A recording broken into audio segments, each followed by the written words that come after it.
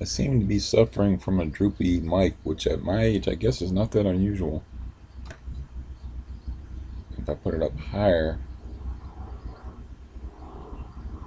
I thought I'd break the mic out because I got the fan in the window because it's hot outside.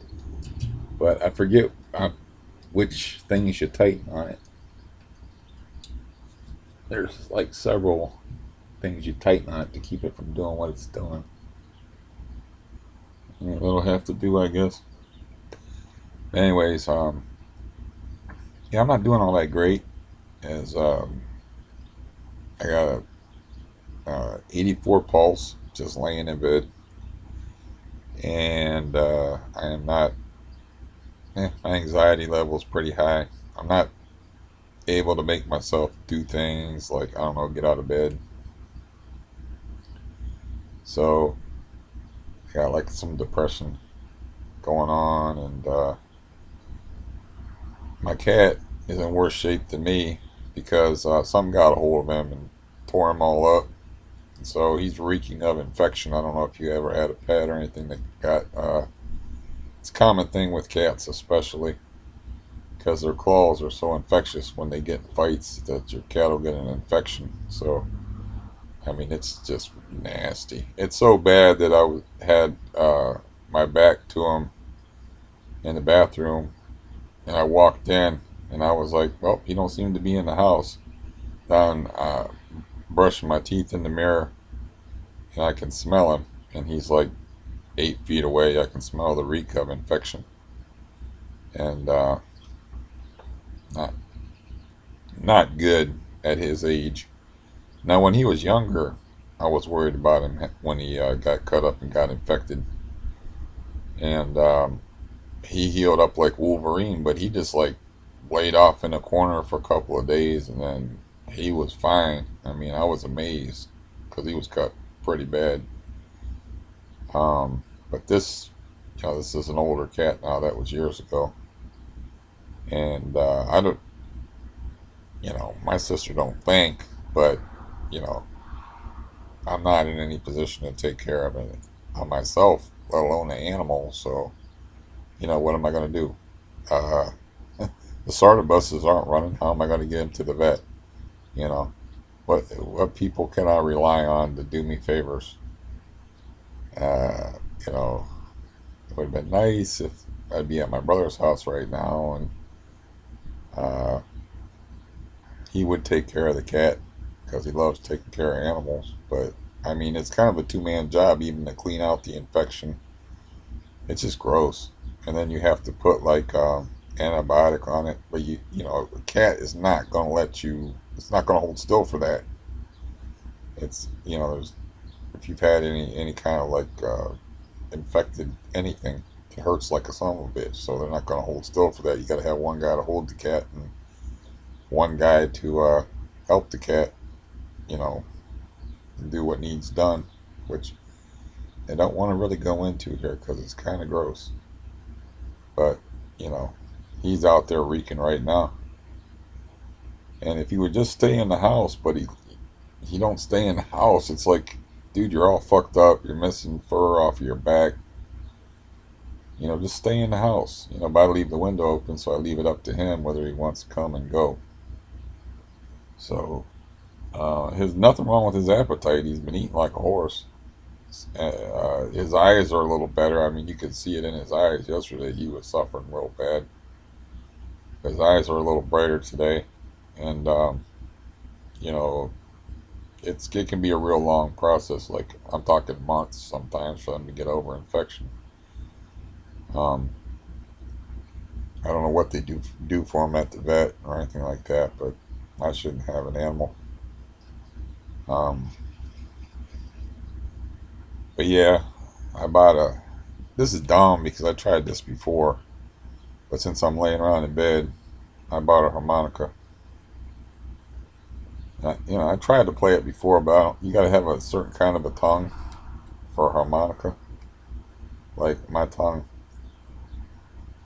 you need a pointy tongue because you got to block the holes to make your chords and to make your notes. And I'm a thick tongued guy, so you know I don't it hampered me when I was trying to learn. Well, you've seen a harmonica before. I had trouble opening this box before, and I couldn't figure out why. No, I think you push. Anyways, trust me, it's a Fender harmonica. But yeah, I just bought it because it's only like $12, and I always wanted to learn how to play the harmonica. I mean, I never really put a lot of effort into it. I could kind of see that it wasn't my thing, and then I read where you have to be able to sing or hum, you know, in tune is somehow. I just read that that was like almost a must for being a harmonica player. So I was like, you know, I already can play the guitar a little. I'll just stick with the guitar. But I can't play guitar laying in bed, and it's like I'm wasting too much time writing about the events in the world. You know, it's since the world's kind of like falling apart right now, and it's just aggravating. And you know, there's no place for reason and logic in this world anymore, anyways.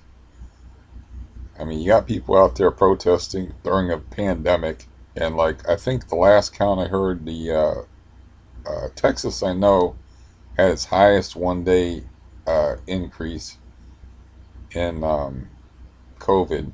That was in Texas a few days ago, and then I read that 10 states had a major uptick in COVID, and I also heard like later on that it was 22 states, but it only stands to reason that when they're opening stuff up too soon, you know, if they want to kill the virus, they got to lock everything down, but they got all that financial and political pressure to open things back up, and people naturally aren't hermits, so you know they want to get together and be around each other and swap spit with strangers or whatever else. I mean, I heard about this one case where these 16, you know how like in the bar scene, like you get your group of gals together or your guys together and you go out in the bar.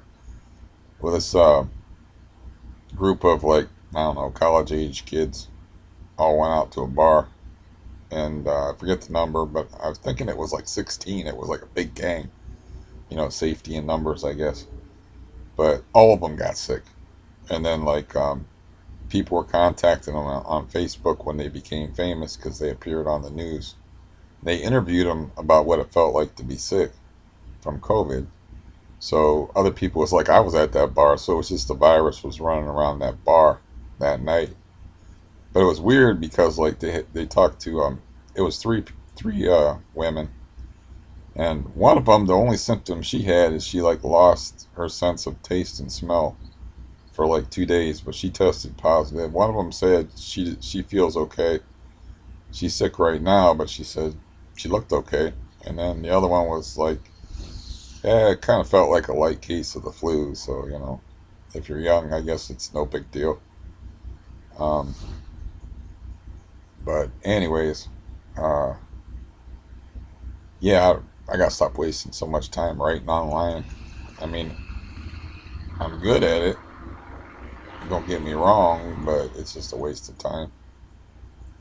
I mean, even if you're like reaching people and getting them to think, you don't get no feedback, so you don't know if you're wasting your time or not. And the people that do give you feedback and accept your argument generally don't say, hey, that's a good argument. So, you know, what are you getting out of it? You know, I mean, nothing. So I thought, like, oh, I can spend that time, like, I'll look up a tutorial about how to play the harmonica. I don't really want to learn songs on the harmonica. I just want to learn scales and then some chords and like improvise some stuff because the harmonica is just a cool instrument and I can, you know, play laying in bed instead of since I'm laying around so damn much. And I just, yeah, it's just a lot of depression because I don't do anything. And that's where you get in that fucked up cycle where it's like, okay, you're depressed, you need to do stuff to snap yourself out of your depression, but because you're in depression, you don't want to do anything. So I'm kind of like stuck there right now. So I thought it might be useful to talk, and plus I thought it might be useful for my anxiety. Um, well, one thing that happened is I talked to the person that had my EBT food benefit card, and I was assertive and brought up the issue of like the $200 where they're like, I don't remember that, and they agreed to. They said, well, they were like, yeah, I probably spent it, and I just don't remember spending it. So they agreed to pay it. And they're pretty reliable. So, and plus they socked another 170 78 extra dollars on my card again this month. So that's $311 already spent off of the card, and like 435 presently on the card. So it's like money I don't even really need um, per se. Which of course I need money. I'm living very poor. I'm living like with two shirts and like three pairs of shorts and like two pairs of pants because all my I was gonna do that laundry thing yesterday, but I'm just living real poor. I just don't buy anything. So it's not a matter of like not needing that money. I just don't need that money for food. I need that money, but I don't need that money for food. It looks kind of foggy in here because I put up a decent sunblock, which I slapped together from cardboard, and it's giving me kind of the Sex in the City lens. You know, makes me look better than I actually do. So um, I have been spending a little more money than I have, and I gotta watch that. But I got caught up in like the sports card buying thing because I got all these sports cards that I have to sell off anyway, and there's no sports. I mean, there's no basketball, there's no baseball, there's no football, there's nothing. So and I'm a baseball guy. I like to wake up in the morning and watch baseball in the morning and drink coffee. It's like one of my very favorite things to do. It's because I'm at peace in the morning. It's quiet in the morning. It's just a leisurely, beautiful way to wake up. If I had a deck, I would sit outside and listen to the birds chirp, and see if I could see any animals and just look around and breathe fresh air and shit. But I ain't got that. But I used to have baseball. I don't have it anymore. So, you know, um, but I got to watch that because you can nickel and dime yourself to death, man. I've spent between $300 and $400 in sports cards over the last few days. Just because you find this deal and then you find that deal and then this guy combined shipping. So I used to do this a lot in the 2000s with a pretty fair degree of success if I didn't hold on to the cards too long, if I wouldn't get lazy. The thing about it is like it forces you to sell because there's a very serious timing issue, especially with football cards, because guys get hurt. A player will get hot.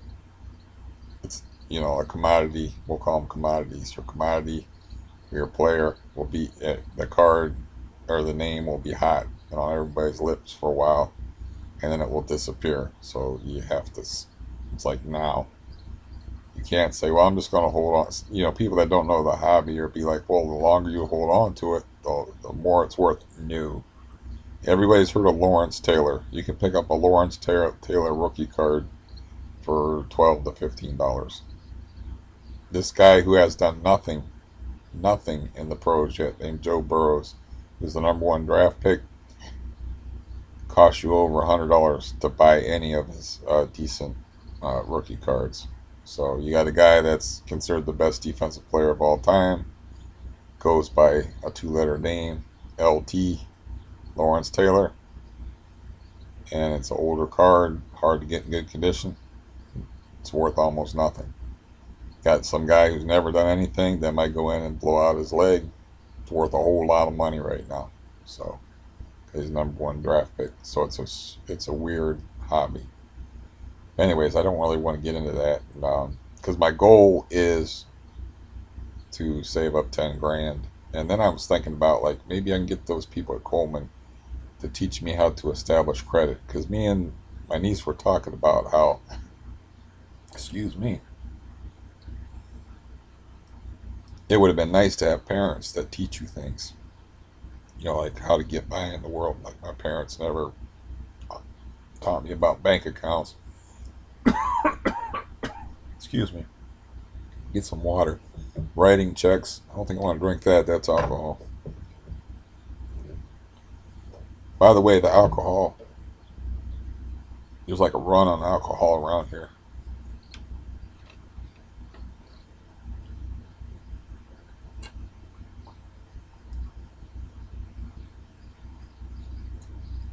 So yeah, that's what I was just saying, that I'd like to, in my advanced age here, learn how to establish my credit. And I figure, like, well, if I can save up 10 grand, I can buy things with payments. I think that's how you do it. I don't know, but I can actually get counseling on how to do that from this Coleman place, because they're kind of like, they wear a lot of hats. So, um, so I had a weird call from my damn, that wasn't pleasant. My care source. Yeah, this video will be entitled "Watch a Man Slowly Strangle to Death." That's what it feels like. In many ways, I had my case manager call from my medical insurance, and she was like, "You need to get a primary caregiver." She's very insistent upon it. But I think it causes her grief if I don't get a primary caregiver more than it causes me grief, because it comes back on her. Because I'm very blunt. I'm like, well, is this going to affect my insurance? Is this going to affect my food benefits? What's this going to affect? The only thing that it could possibly affect, besides CareSource getting on top of her for not getting me to get a doctor, is the people that come in here and don't do anything but run errands, which the aid workers, because they have to have a, you know, I'm seeing a cardiologist on Monday, which is part of my anxiety thing that I'm going through, because I have to venture out into the COVID world again. But you you have to have a regular doctor sign off on that. You have to have a primary caregiver sign off on aid workers around here, at least through my insurance. A cardiologist won't do. So, you know, um, so that's the only thing it would affect. And I was like, well, I'll leave your name out of it. I'll just call the company, who, by the way, barely sends anybody here anyway. I mean, I get 2 hours on Tuesday and 1.5 hours on Thursday, and they canceled the last two Tuesdays. Then so I have somebody come in here once a week for an hour and a half. Now that's very convenient for me because I don't drive, I don't even walk so good, so um, they can run errands for me and shit. But I get food delivered, so I'm never gonna starve. Um, yeah, they go to the bank for me and pick up rent money, but I don't have to worry about that for like 4 months. But anyways, the point is, I will call them and I will ask them, like, when do I need recertified? And then I ain't running around just jumping up and getting a doctor. Just I got appointments. I got like ease myself back into the real world, because I went to the dentist, and then Monday I go to the cardiologist, and then July 1st I go back to the dentist, and July 9th I go to Coleman, and I don't know if that doesn't really need to be an in-person thing. And then like I might want to call Omni Orthopedics, and I don't know how that will go as far as like, hey, remember me? No, because it's been a while. But they did a "don't call us, we'll call you" type of thing. and they were supposed to call back and give me an appointment. But they're the last, like I've said, been saying, they're the last orthopedic place that will take my insurance. I've been to all the other ones about my knee, which is my main fucking problem, is my right knee, which has the Baker cyst and causes, well, it's just permanently fucked up now. I mean, I got ostrich knee. My knees bend like, they look like they're bending backwards and shit, unless I'm walking. God only knows what that looks like. I can't look at myself walking off all over. So I don't even know what that looks like. But I haven't been doing that either.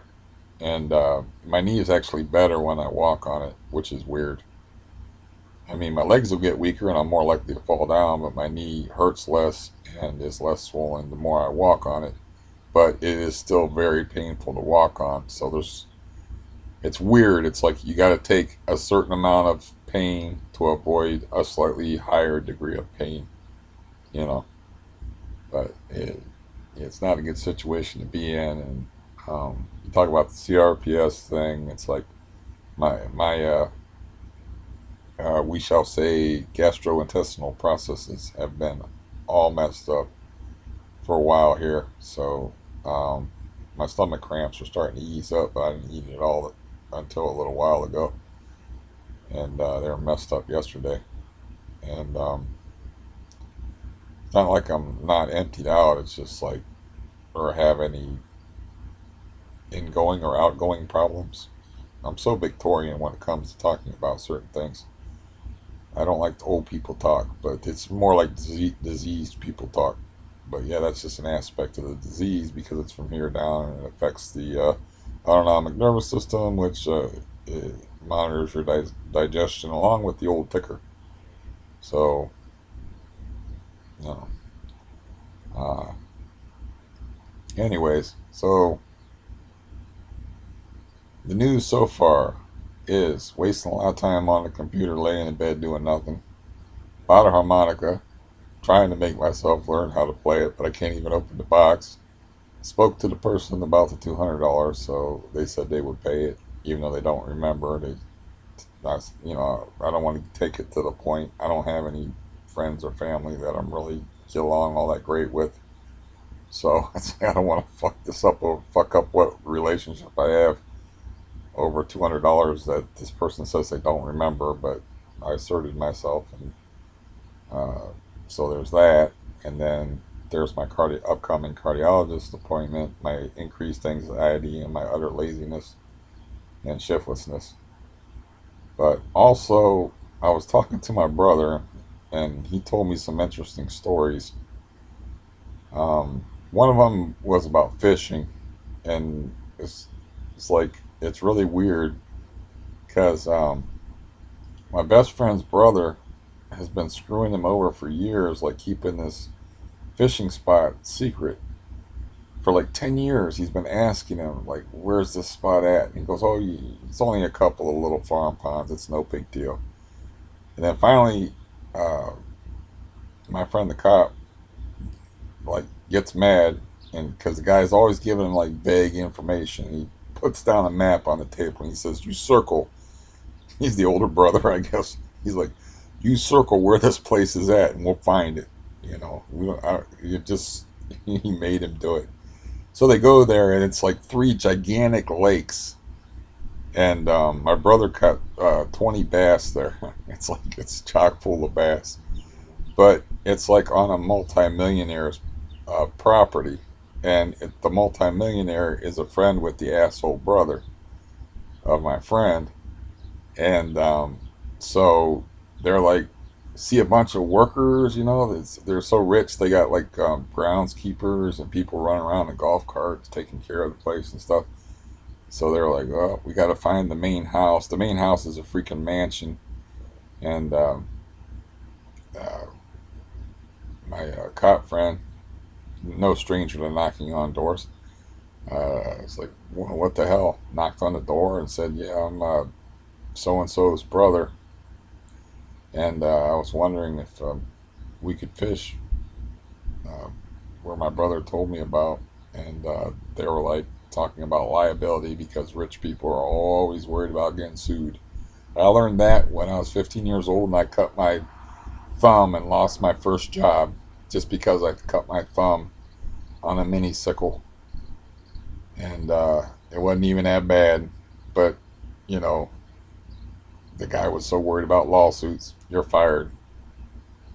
And anyways, that was the first real job I ever had, and it was good money. But so she's like, nah, you know, that's my husband's. You know, it's clear that she was like gorgeous according to my brother, so she was probably like a trophy wife type of situation. I'm just assuming people, um, but these people had like ungodly amounts of land, and these lakes are so huge that my brother was like, you could take a lifetime like fishing them. It's like they're not ponds, they're lakes. First of all, I don't know why his brother would be screwing him over, telling him they were farm ponds. It's like they're not ponds. He's like, you need a catapult to cast across them, and it's like, anyways, they'll probably never get to fish there again unless uh, my best friend somehow gets his asshole brother to contact the multimillionaire guy on Facebook and ask for permission for his older brother. And it's like, I don't understand the relationship between the two of them, but I went fishing with the asshole brother twice, and I talked to him on two other occasions. And yeah, I didn't like the guy. You know, just didn't like the guy. Um, but anyways, so that was sort of funny. I was like, man, if that's the only time you get to go there and you only got to fish there for so long and you caught 20 bass and you only fished on one tiny part of the area that you had to fish, and the place also has muskie in it. It's known for a muskie population, you know. So I was like I would not want that cock tease. It's like that would be like a cock tease, man. It's like I would not even want to go there once and not know that I could never ever go there again. You know, that would just be horrible. As a fisherman, that would be horrible because you know the potential involved. You know it's chock full of fish, and you barely stuck a toe in the water. You barely tested it out, and you caught like tons of fish. It's like it's, the idea that would be torture. But he said, well, we're just kind of nervous about being kicked out and about her old man, the rich guy, showing up at some point and kicking us out. So, you know, he was like, we're just constantly like looking around because there was like people going by in cars, and he's like, there's a lot of people like off road, like workers, and he's like, it was a little nerve wracking, and like maybe that was his groundskeeper day that they were there. I don't know.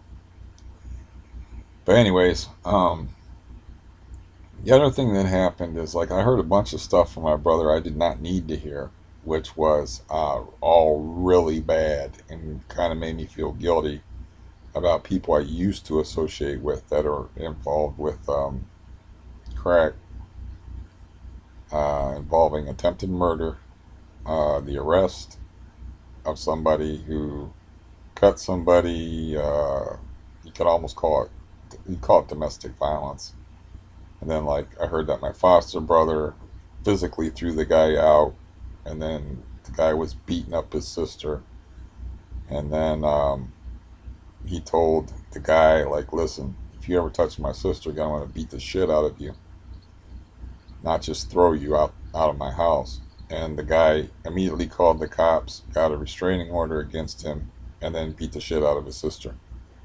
So, you know, there's nothing that, you know, I don't know why I would feel guilty about that, but that's one of the people that I was like cut ties with, you know.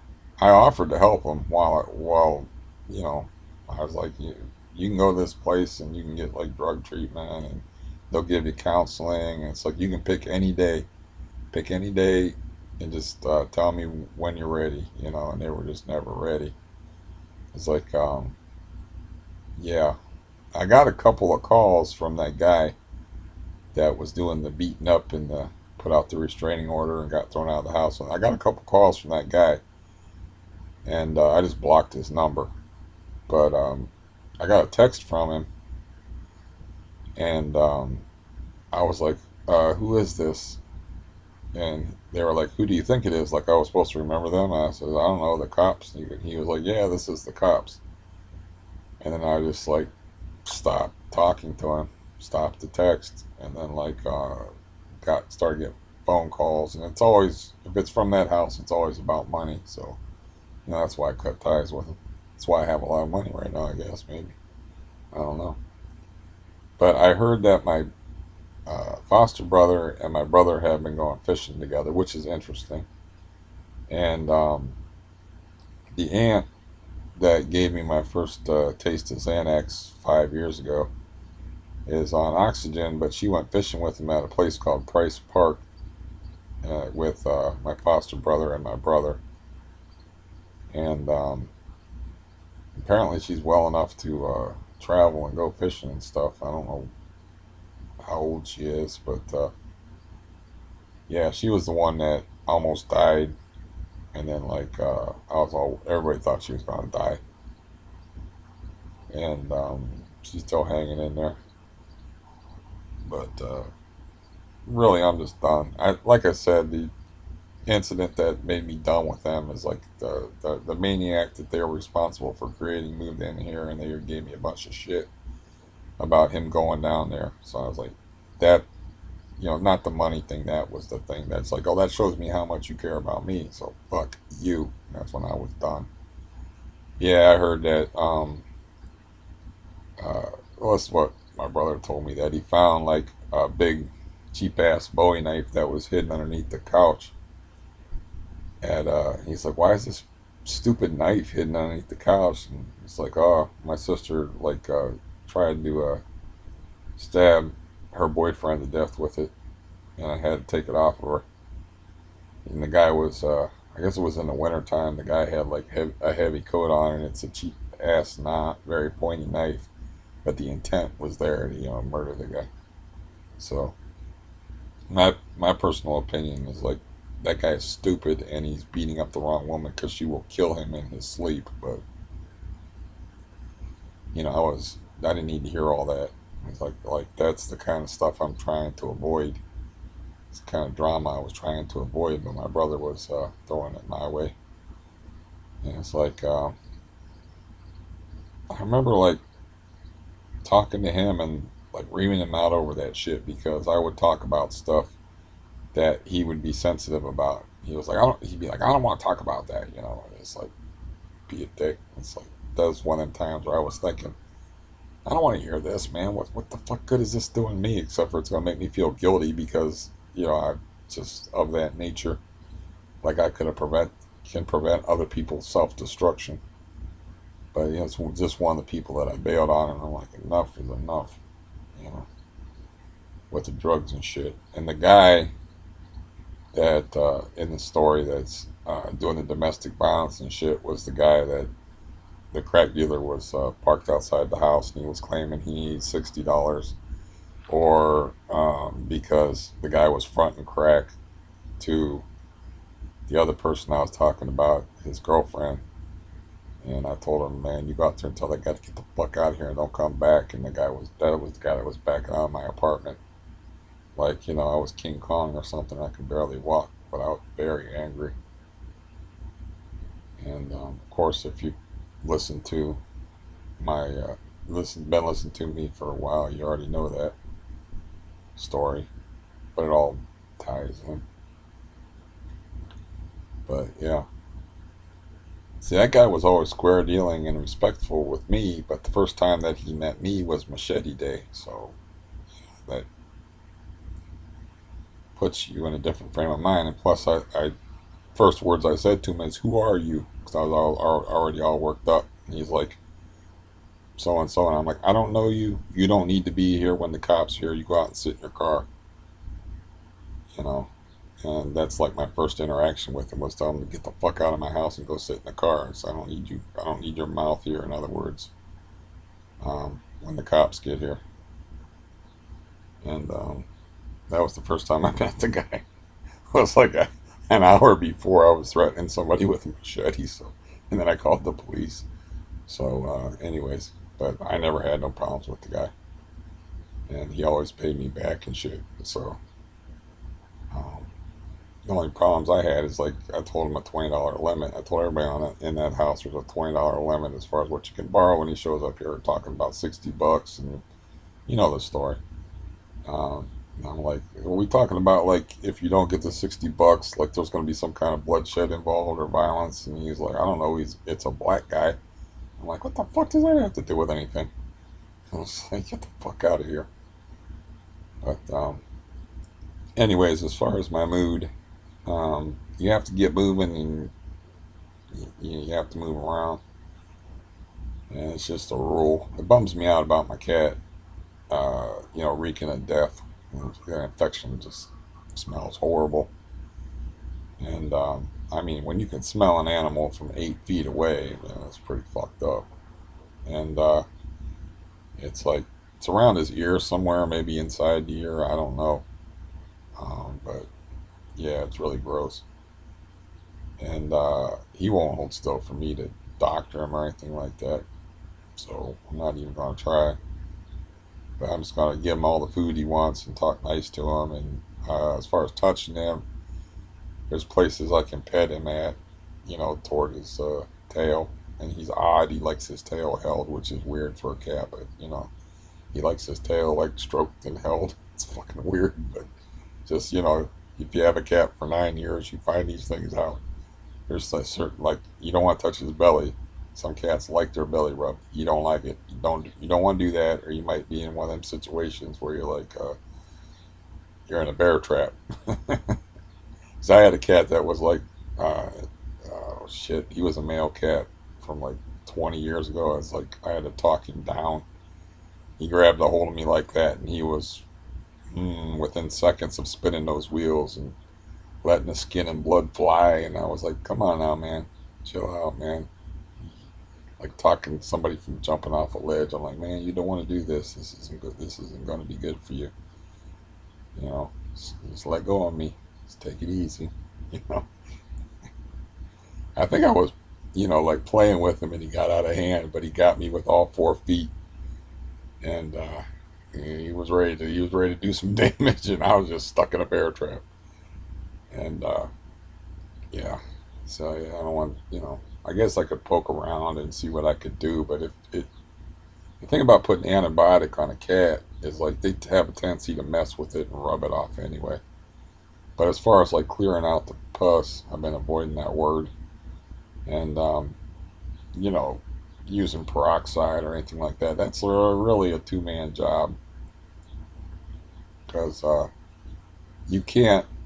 Certain animals, you can get them so affectionate, you can take liberties. You can pet them and get them all purring and stuff, and then they'll let you like mess with stuff that's sore.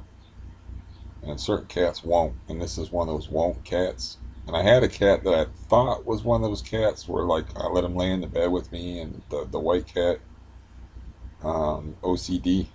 I, I petted him. He had a messed up looking paw, and I petted him and I petted him and got him all purring and beside himself with joy and everything. And I was like, let me see your paw here. And like I didn't even grab the affected part of his paw. I just grabbed like at the what would be the wrist of the cat because he had a swollen foot. He immediately bit me. he like bit me and then pulled away. Like not a full bite, but not like a love bite. And then he looked at me and to see if I needed any more warning. And I was like, nope, I don't. I'm gonna leave you be if it's gonna be like that. But I could see it in his eyes. Like it's like, nope, you ain't doing that. I just wanted to take a look at it to see if he had like I don't know, a splinter or something was stuck in his paw that was making it swollen because his paw was all swollen. But it was apparently very sore. But sometimes you can get away with that if you got a cat. I don't know how it works with dogs, but if you got a cat, if you pet them and pet them and pet them, they'll let you take a certain amount of liberties um, with messing with sore spots on them and stuff. I don't know how this cat will be or what I can do, or even if I'd do more damage trying to doctor him or not, but that's just a bummer. It's like, thanks, sister, for not being responsible. And the funny part, I believe I've said this before, is that cat was a product of irresponsibility of like taking in cats and not getting them spayed and neutered. And then like one time, this ties in with the sports cards, and I'm sure I've said this before, but I sold a bunch of, and I had to work because I didn't have a good collection at that time, but I had to work to raise up enough money to make sure that they got all their cats spayed and neutered because they had a bad situation there where the male cats were pissing on everything, like they'll do, marking their territory around females in heat. And I believe my brother-in-law was very unhappy. You know, these are very dysfunctional people we're talking about here. I haven't told this story before, but they had a dog named Spike. The dog died, I forget from what, at the bottom of the steps. It laid there at the bottom of the steps going upstairs to the bathroom, and they just walked over it for about 2 days before anybody did anything about it. My dad, when he was alive, finally collected the body and took it out to a place he called the Siltwoods and threw it over a cliff. And yeah, I mean, if you're gonna leave a dead dog just like laying on your floor in the house, man, you got some issues going on. So you know, but they were like in a bad place or something mentally. And my older sister doesn't talk to me, and my brother-in-law, and I don't think they had any money or at the time or whatever. But you know, I don't mean to pat myself on my own back, but while I'm at it, I was like, yeah, I got these cards. If I work hard, I can wring like $300 out of these cards and um, get those cats taken care of and um, fix that situation there. Trying to keep the females separate from the males, and you know, and it's like last. So, anyways, even though I did that later on, they had an irresponsibility situation that resulted in that cat that's out there with the sore ear, which she gave me, which was one of the kittens she was trying to get rid of because they get animals, and it's like, yeah, animals get pregnant. That's, you know, you got to get, at least get your females spayed. They're going to get pregnant and they're going to have kittens. I mean, it's sexist, you know, it's an easier operation supposedly to get the males spayed. I think this was the case where the female got outside and came back pregnant because they will find a way to get outside, a cat, and he will. So I don't know if any of y'all are finding this stuff interesting or not, but it's just what's going on with me is a lot of depression, a lot of laying around and inactivity, not walking on my leg, not lifting my weights. Um, I'm eating okay. My stomach is not good. Stress level high. Um, like I said, appointment on Monday. Um, it's a pretty nice day today. I mean, it's no reason why I didn't go outside other than why I just didn't want to. Don't want to go outside. And I mean, I still could. It's not that late in the day. It's 3:30. I still could, or I could take a walk after dark or whatever. I don't know. Maybe I can't live here for 4 months, but that was my plan anyway. I think I can, really. I think it's just a matter of being under the COVID lockdown and uh, not getting outside enough and avoiding people. And it's not a good thing, really, to not be able to. It, you know, it's convenient for me to like, oh, go to the bank for me, or go get me some garbage bags, go do this, or have these aid workers here. But it's really not healthy for you. It's much better to do stuff for yourself if you can.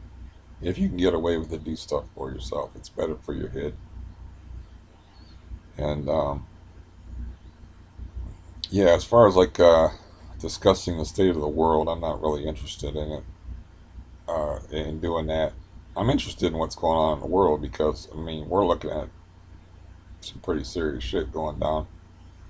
I believe they've already disbanded the police department in a couple of places. I mean, they've had major police walkouts, uh, and I don't blame them a bit.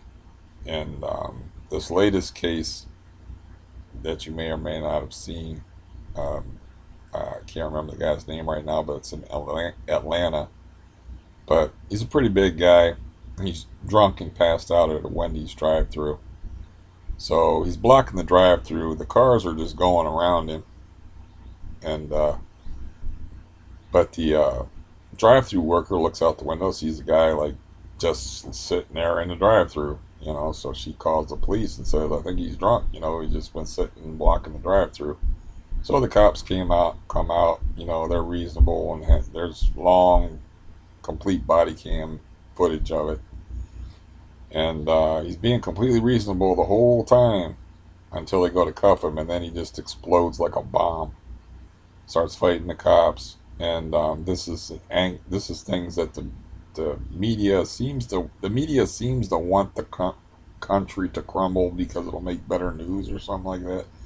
But you actually have to work to find the video where the guy, the drunk that's passed out at the drive-through, punches the cop full on in the face, grabs the taser. It's a ground level video. Grabs the taser off of the one cop and overpowers both the cops, and then runs away with the taser, and then points the taser at one of the cops, and then the cop shoots and kills him because he's running away and he gets shot in the back. The fact that he is driving drunk because he did not push that car to the Wendy's and pass out, crawl in it and pass out, and driving drunk, he's resisting arrest. He's assaulting police officers, literally punching one in the face very hard. Like, I don't want to take that punch. And fleeing, whatever, charge upon charge. And of course, he has a criminal record, and it's probably like, oh, I don't want to get stuck in front of a judge over DUI, because I think DUI is still a pretty serious charge, but because of the political climate, they actually arrested the one officer and charged him with assault. And I'm like, I can understand like a wrongful shooting thing, but really what it's about appeasing a mob mentality that's escaped into the country. That like police bad. It's like I call it Frankensteinian thinking. Fire bad, police bad, every shooting bad. It's like we're not allowed to look at like the circumstances, the guy's history, and people they rush to judgment on it, based on the color of skin. They rush to judgment on what happened, and there's people like one guy's. I think Joe Rogan, as a matter of fact, who has millions of listeners. I just flat called him. What I said? I said he goes full retard, which is an old reference to that movie Tropic Thunder, because he was like, why are the police even called? I don't know, because there's like a drunk guy in a car that's in a drive-through, and if he wakes up, he may drive through and keep driving drunk, and he had to drive drunk to get there. It's kind of like a big deal. It's like why are the cops even called? And there's people like saying, well, why didn't the cops just let him get away? Or why didn't the cops, like, I don't know, take him home and tuck him into bed? And that was the lawyer's defense. He's like, the cops should have let him walk home to his sister's house like he asked. That's the best the family's lawyer could come up with. It's like, dude, the dude is DUI. I mean, you get arrested with a DUI. It's just standard. I mean, that's a serious fucking thing. People die from drunk drivers, man. Sam Kinison dead from drunk drivers. You can even name like famous people that have died from a drunk driver. I mean, it's a serious thing. So yeah, there's looking at any case. It doesn't matter what the case is. All that matters is if the person that's harmed or the suspect is black and the cop is white. They're not taking and looking at the individual facts of the case. So, and then they don't research the stuff. And it's like these judgments are coming down where they're actually, what you have to do to satisfy a mob is you need a lynching. And they're lynching cops legally through the legal system. And some of it isn't even through the legal system because it's against the penal code. But, we've seen this kind of thing before. Um, the Rodney King beating, which is horrific to watch, it was actually ruled justified at first, and then there was riots over it, and 63 people were killed, and then they retried two of the officers and found that they violated Rodney King's civil rights. So we're hip. The country is hip to this. Like if it'll appease the crowd or whatever, we'll go against the law and we'll go against reason and common sense, and we'll charge these guys. Like what I was thinking about is like there's two rookie cops involved in the George Floyd kneeling on the neck uh, case, right? There's two rookie cops. They're going to get charged with aiding and abetting murder when the veteran cop, the guy that's supposed to be their teacher and their mentor and leader, is the guy that's kneeling on top of the dude's neck. The guy's named Chauvin. And what are these two rookie cops supposed to do? Like, get the fuck off of him and push a veteran officer off of the guy? And one of the cops there actually said, "Man, you don't need to be doing that." Something along those lines, because they have audio and video and everything. But he was actually criticizing the guy for doing it. He just got ignored. But you're not going to see another cop assault one cop assault another cop and be like, "Get the fuck off him! What are you, nuts?" You know. But that might be the case in the future if you don't do that, you get charged with aiding and abetting a murder. Which these guys, one guy's 26, his life's ruined. But the mob has to be appeased, man. A mob needs a lynching. So, they're lynching cops. And they're talking about defunding, which is just code for disbanding. Uh, I think maybe in Minneapolis, they already, disbanded the police force. I didn't mention the fact that out where that drunk driving thing took place, they burned down the Wendy's to the ground. The mob that needs appeased with these lynchings, they burned down that Wendy's to the ground. That's the Wendy's fault. They should have never called the police, I guess, on the guy that was, drunk driving and passed out. I actually argued with a guy, and this is how people are nowadays. Actually argued with a guy on the internet that was saying he pulled over and parked. You know, like it's like, dude, you just watched the video. The video, the guy did not pull over and park. He is in a drive-through lane trying to get himself a burger and get some food in his belly, which is always a good idea when you want to sober up, by the way. And then he wasn't going to keep driving. He was going to keep driving after that. Whether he was going to go to his sister's house, which he claimed that was in the neighborhood, and which his lawyer said he should have been allowed to walk to, even though he was committing a crime, he should be allowed to walk away from the crime. And then I guess get picked up in the morning, in case he hangs around. I mean, I don't want to see anybody shot and stuff like that, but that's kind of asking for it, man. Once you start assaulting cops, wrestling with cops, throwing them around like rag dolls, grabbing a taser off of them, and then pointing a taser at them,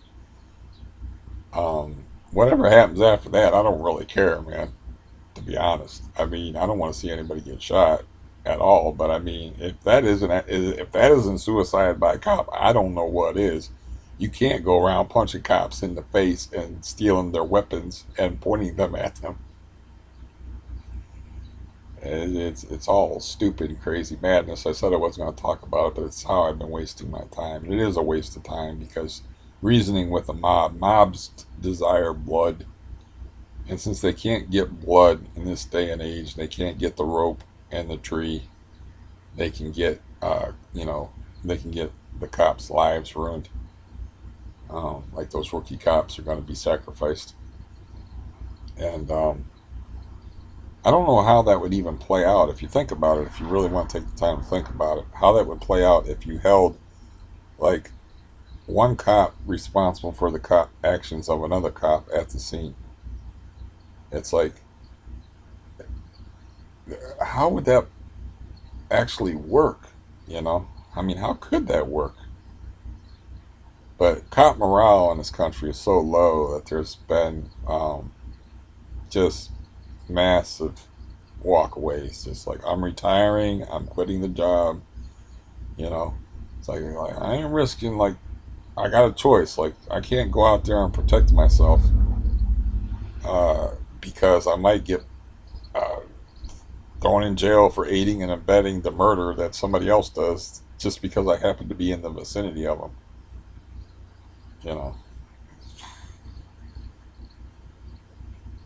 and I guess they got that zone in Seattle that they call the Chaz zone. I don't know if you've been following this on the news or whatever, but they got some serious crimes going on in there. But they just like took over part of Seattle, and they I think burned down the police station or took over the police station, and the police just split. They're just like, fuck this, man. There's too many people here. We're not going to do any good here. That's not going to involve shooting people. So let's get the fuck out of here. So, anyways, this part of Seattle was just taken over, and of course, what's happening there? Crimes, you know. So all these people protesting criminal behavior. I hope you're ready, for what's going to happen as a result of this. You're not protesting criminal behavior by cops. You're not going to have cops to protect you. So I haven't read up on all the incidents that happened in this Chaz zone that they have set up. That's like almost like an independent country in Seattle. But there's been some bad shit going down in there, and you got to have police. I mean, who you gonna call? Ghostbusters? I mean, when you got a problem, you either gonna have police or you're gonna have a Wild West survival of the fittest type of situation, and have people going around uh, vigilante style, settling their own differences, and yeah. Uh, so I gotta leave all that stuff alone. Though. That's what I've been thinking about. It's like, you ain't nobody, dude. You ain't gonna do no good. Being the voice of the reason, or voice of the reason, being the voice of reason, and standing out in the wilderness and crying, "Hey!" It's not gonna matter. It's, it's a waste of your time. You're nobody. Now you got somebody that's somebody in the world, like a Joe Rogan, who can't figure out, like, the simple fact that drunk driving is bad, and you can't let a drunk driver just. It's not the cop's job to like take him home and tuck him in, and take two cops and call me in the morning type of situation. We'll come back for you in the morning. You get your good night's sleep now. We drove you off, and we'll be back in the morning to arrest you for your DUI. It's like I'd be setting my alarm clock for like 4 a.m. and drinking a whole bunch of coffee and getting the fuck out of Dodge if I was that dude, because that dude got a long criminal record and he don't want no DUI added to it. Because judges, that's probably why he was fighting in the first place. Judges are not fond of repeat offenders, especially if they got like 6 repeats. They don't like repeat offenders very much. They're not easy on repeat offenders. So that's probably why, the thought occurred through his drunken, addled brain that, like, shit, this is going to be really bad. Because he's like super calm and cooperative. Right before, they put one cuff on one wrist, and then right before they get the other cuff on the other hand, he just explodes into a ball of fury and action. And they don't show that. You have to look for that. They're not going to show that on the media because the media is playing into the whole angle of cop brutality, and they're putting this spin on things. They want to blame cops because, and everybody's going with the flow with that. Nobody wants to be the dissenting voice because their jobs are at stake. They take criticism for it at the very least of look, man, this isn't what you think it is. It's like, or a simple question like, how do you know this is a racist thing that happened? Just because the cop is white and the other guy is black, can you read the cop's brain? I mean, are you telepathic? So yeah, I don't know. Like I said, I just should stop following the nonsense in the world. It's like my brother used to be really into politics, so he always wanted to talk politics. And at some point, he just gave up on the whole subject. He's like, I don't even follow that stuff no more, and you don't even want to talk about that stuff no more. And I'll ask him about something, and I don't really follow politics either. But I was like, did you hear about the 75-year-old guy from Buffalo that was pushed over and fractured his skull on the pavement because Trump wanted to take a walk and go to a church and hold up a Bible? And he's like, no. That was kind of a big news story. You know, that guy's got like a spotless record too, man. It's like you can't come back on that guy for. Not only can you not come back on a 75-year-old for like any criminal record and use that as an excuse, you can't. The guy's like an exemplary um, citizen who is part of different charitable organization and is concerned about his fellow man, etc., etc. That's why he was there. And I can't remember that stuff because I read it a couple of weeks ago and it's just not coming to mind. But there was like a long list of the various missionary work type stuff that he was doing. He was like I assume 75. Maybe he was like a hippie that never turned into a yuppie. You know, like that actually still wants to make social changes and not money. I mean, I don't know, but yeah, my brother hadn't even heard about that, and really, I got to stop following it anyway because um, I looked up the COVID thing, like I said, and you got protesters out there. Apparently, it's okay for them to protest, according to the media. It's okay for them to protest and not keep distance from each other, but it's not okay for people not to keep social distance under any other circumstances. It's just like nobody wants to criticize these protester people because they're like gathering together closely knit groups during a pandemic, which is not a good plan. So, um, yeah, just should stop paying attention to the world because it doesn't make any sense to me, and there's nothing I can do about it. I mean, I gotta concentrate on uh, stop stop being so lazy, unmotivated, and get some exercise.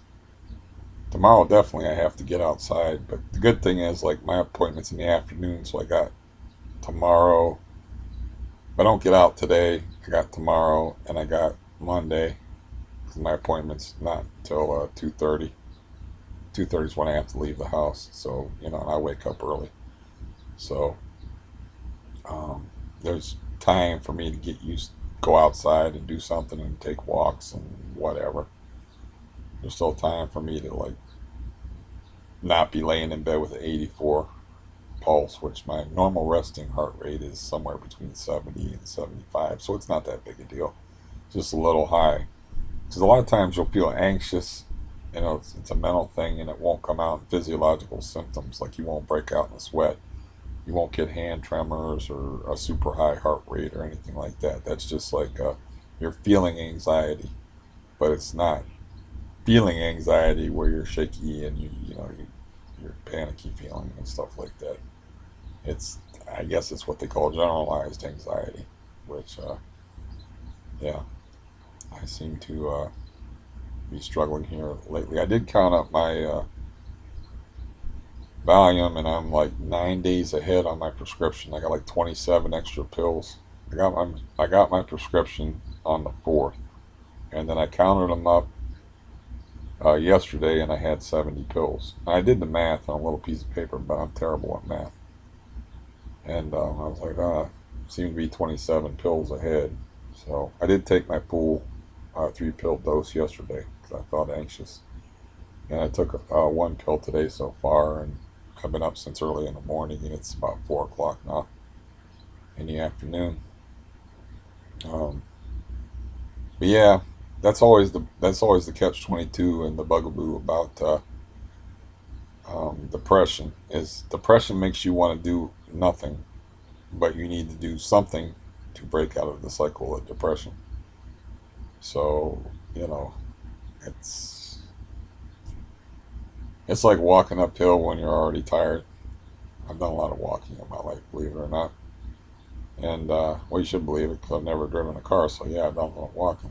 Um, so it's like when you're walking and you're tired already, and you just want to be home, and then you look and you're like, oh shit, I got to walk up this grade, I got to walk up this hill, and you're like, shit. So you don't want to do it. But with me, another thing, like I was saying earlier, is like it hurts to walk, but it's going to hurt more if I'm immobilized. So I'm hurting either way. It's just, it's better for me if I'm hurting and walking than hurting and laying around. I'm going to hurt either way. So, um, yeah, it's not like I was getting a little bit better at walking, and I was walking a little bit further distances. So there was that, but you don't get the kind of improvements that you would like to see. And at this point, I feel tiresome, so I think I will bid thee adieu and hit the road. Soon to come back some more, some more, some more. And I realize that's a fairly long layoff for me. Those of you who enjoy listening to me talk, and you're looking at a ghost right now. I feel very like ethereal, like otherworldly with this weird lighting, and this fogginess. There's a certain transparency here. But yeah. Another thing to remember about the COVID thing is like one thing they did find out about it is being outside is good for that. Vitamin D is one of the few things they found that's really good for COVID prevention. To process vitamin D, you need sunlight. So I got vitamins back there that I'm sure have the 100% daily dose of vitamin D, but I need to get outside because you need sunlight to process vitamin D. So, and also, you are less likely to catch COVID outside than inside.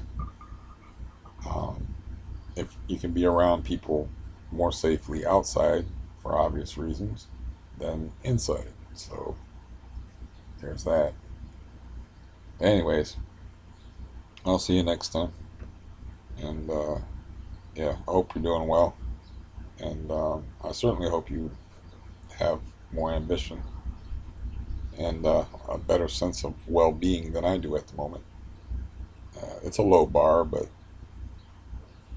goodbye.